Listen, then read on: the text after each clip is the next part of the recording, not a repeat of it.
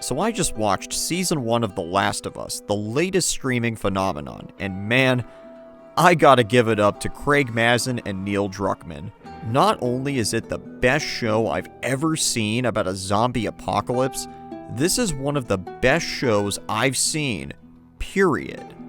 What Craig Mazin and Neil Druckmann accomplished in these 9 episodes was pulse-pounding, devastating, cathartic, and even uplifting at many points. The Last of Us dissects what it means to survive, but also what it means to be human.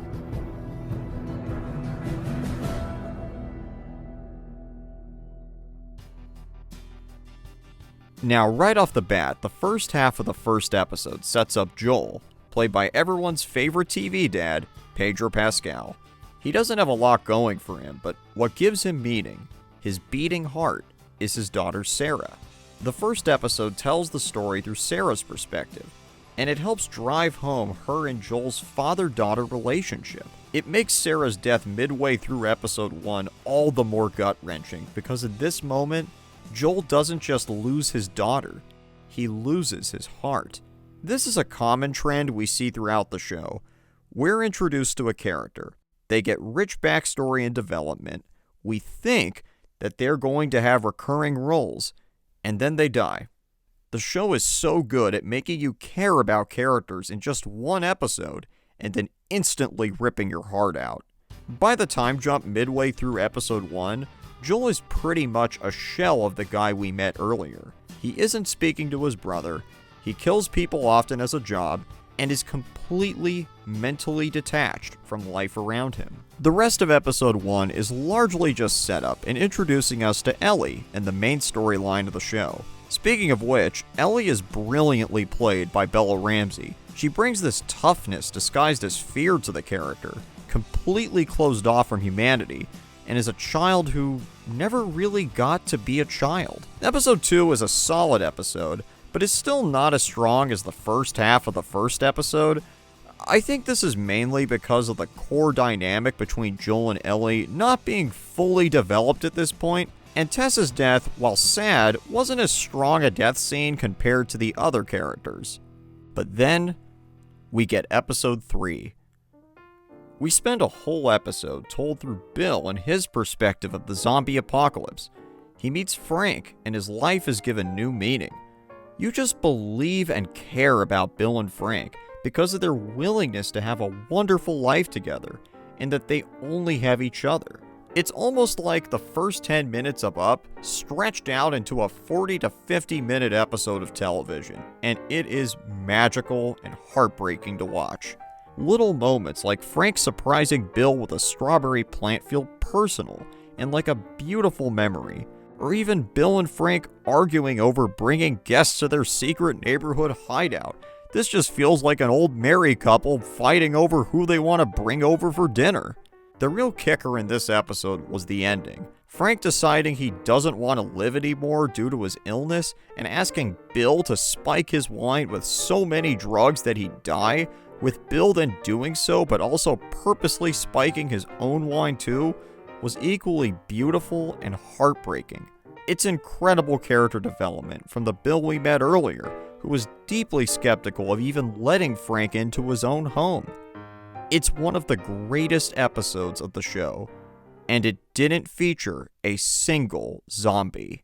Episode 4 continues the trend of positioning its characters first and foremost, and here we get a brilliant moment of Joel making Ellie go in another room while he finished off killing someone who attacked them.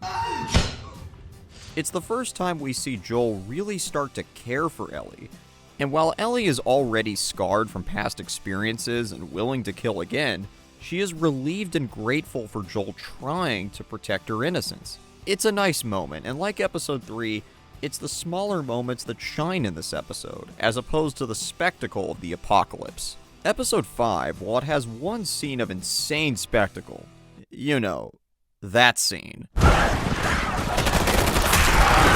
The best moment in the episode is the ending, with Sam getting infected and Ellie being unable to save him. Henry and Sam feel almost like a mirror image of Joel and Ellie. They're just trying to survive, and all that they have is each other.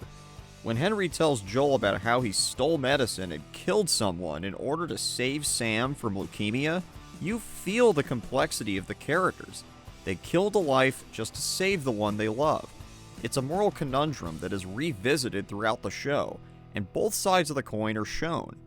Episode 6, we begin to see the other side of Joel, particularly the side that pushed his brother Tommy away from him. I really started to side more with Tommy in this one, as he's the one who moved on and started a new life, with a child on the way. And seeing Joel being so bitter about it that he can't even bring himself to be happy for Tommy is quite a reveal of who Joel is, or what he has become.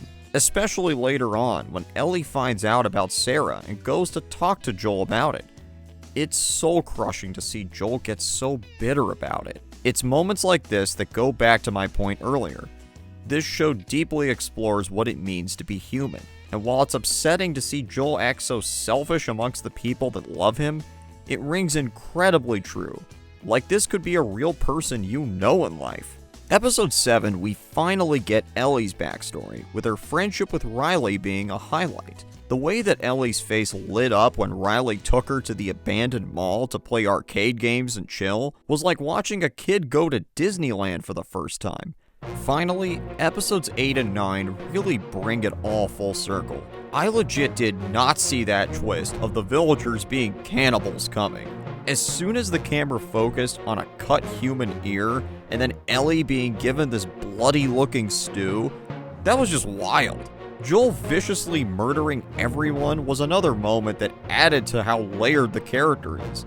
He's doing everything he can to protect Ellie and find her, but it is pretty questionable whether he had to kill all of those henchmen. Ellie killing the delusional preacher had to be done here, because if she didn't, she might have literally become his lunch.